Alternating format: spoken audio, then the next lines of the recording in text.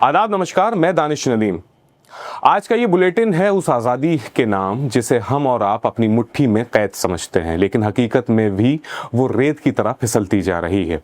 प्रधानमंत्री नरेंद्र मोदी अक्सर कहते हैं कि किसी भी संकट का मुकाबला एकजुटता से करना चाहिए, लेकिन सवाल ये है कि अगर देश की प्रेस पर संकट आए, अगर अभिव्यक्ति की आज़ादी पर हमला हो और उस संकट की वजह खुद सरकार हो, तो फिर मुकाबला कैसे होगा? जिस रफ्तार से आज डिजिटल प्लेटफॉर्म्स पर पेज बंद किए जा रहे हैं, वीडियो हटाए जा रहे हैं और पत्रकारों की आवाज दबाई जा रही है, वो किसी जायज संकट से कम नहीं है। अगर आप हर बात के लिए कोर्ट जाने लगेंगे तो पूरी जिंदगी अदालतों के चक्कर में ही कट जाएगी। क्या ये वक्त एकजुट होने का नहीं है? और इस एकजुटता में जनता की भागीदारी क्यों नहीं है? आज सरकार डिजिटल कानूनों के जरिए अपने लिए असीमित अधिकार जुटा रही है। इन कानूनों की चपेट में सिर्फ पत्रकार नहीं बल्कि आम नागरिक भी आ रहे हैं। सोचिए उन लोगों के बारे में जिन्होंने कितनी मेहनत से अपना सोशल मीडिया पेज बनाया, कंटेंट क्रिएट किया और अपने रोजी रोटी जोड़ी। अब एक सरकारी आदेश उनकी पूरी मेहनत और आमदनी पर पानी फेर सकता है। अगर जनता प्रेस की आजादी के लिए खड़ी नहीं हो सकती तो कम से कम अपनी खुद की आजादी पर हो रहे इन हमलों के खिलाफ तो एकजुट हो जाए। हैरानी इस बात की है कि जब प्रेस पर हमला होता है तो सत्ता पक्ष के समर्थक, सांसद और प्रभावशाली संगठन चुप क्यों रह जाते हैं?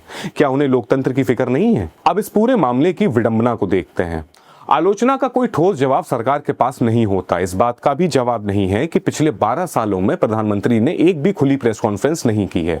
लेकिन इसका मतलब ये तो नहीं है कि जो पत्रकार सवाल पूछे उनके चैनल ही बंद कर दिए जाएं। अमेरिका से आई एक ताजा रिपोर्ट ने चौंकाने वाले खुलासे किए हैं। वहां के व्यापार विभाग ने बताया कि भारत में टेक कंपनियों को इस कदर पोस्ट और वीडियो हटाने के आदेश मिल रहे हैं कि कंपनियां समय पर इनका पालन भी नहीं कर पा रही हैं।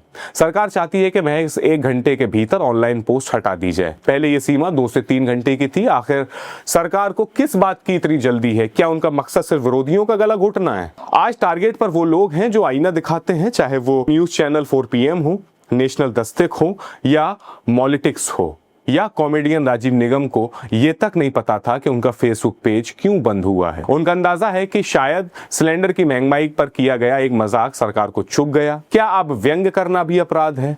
अगर कलम पकड़ना ही गुनाह है तो स्कूलों में पेंसिल बांटना बंद करवा दीजिए। प्रेस क्लब ऑफ इंडिया ने इन कार्रवाइयों की कड़ी निंदा की है, लेकिन डिजिटल सेंसरशिप की ये मशीन रुकने का नाम नहीं ले रही है। केरल के मीडिया 1 टीवी चैनल का उदाहरण हमारे सामने है। राष्ट्रीय सुरक्षा का हवाला देकर उसे साल भर के लिए बंद कर दिया गया।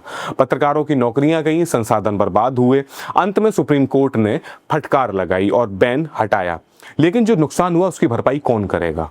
एक तरफ वो गोदी मीडिया है जो दिन रात नफरत फैलाता है, सांप्रदायिकता परोसता है, जिस पर संस्थाएं जुर्माना लगाती हैं, लेकिन उनका विज्ञापन कभी बंद नहीं होता। उनका चैनल एक दिन के लिए भी नहीं रुकता। दूसरी तरफ स्वतंत्र पत्रकार हैं जिन्हें बिना कारण बताए ही डिजिटल दुनिया से बेदखल कर दिया जाता है। आईटी मंत्री अश्विनी वैष्णव डीपफेक और एआई वीडियो की बात करते हैं, लेकिन क्या नेशनल दस्तक या 4 PM के वीडियो डीपफेक हैं? बिल्कुल नहीं। ये असली मुद्दे हैं जिन्हें सरकार एआई के नाम पर दबाना चाहती है। असल में डर इस बात का है कि सरकार की लोकप्रियता नीचे आ रही है। आज की युवा पीढ़ी, जिसे हम जेनजी कहते हैं, वो पारंपरिक टीवी न्यूज के खेल को समझ चुकी है। उन्हें पता है कि टीवी पर सिर्फ वही दिखाया जाता है जिससे सरकार खुश रहे। इसलिए युवा अब यूट्यूब और इंस्टाग्राम का रुख कर रहे हैं और सरकार अब इन्हीं रास्तों पर पहरा बिठा रही है। अब बात करते हैं आईटी रूल्स 2021 के नए ड्राफ्ट की। ये सबसे खतरनाक मोड़ है। इस नए कानून के तहत अब गूगल, मेटा और एक्स जैसी कंपनियां सरकार के किसी भी निर्देश को नजरअंदाज नहीं कर पाएंगी।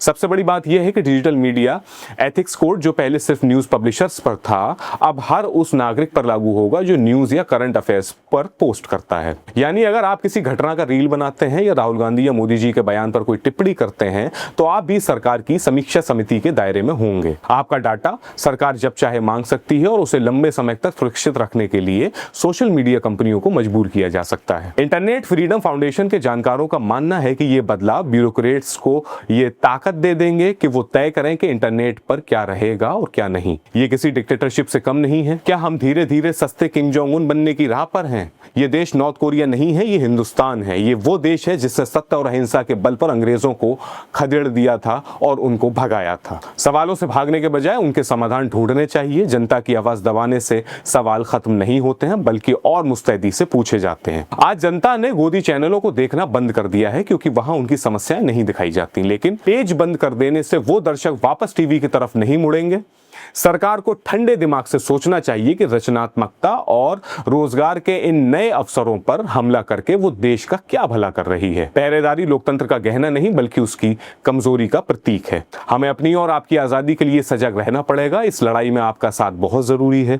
अगर आप चाहते हैं कि निष्पक्ष पत्रकारिता की ये लौ जलती रहे तो हमारे चैनल द देश बोर्ड को सब्सक्राइब करें, इस वीडियो को लाइक करें और अधिक से अधिक लोगों के साथ शेयर करें। याद रखिए, अगर आज आप प्रेस के लिए नहीं बोले तो कल आपकी आवाज के लिए बोलने वाला कोई भी नहीं बचेगा। मैं था दानिश नदीम, आप देख रहे हैं द देश बोर्ड। बहुत शुक्रिया। जय हिंद।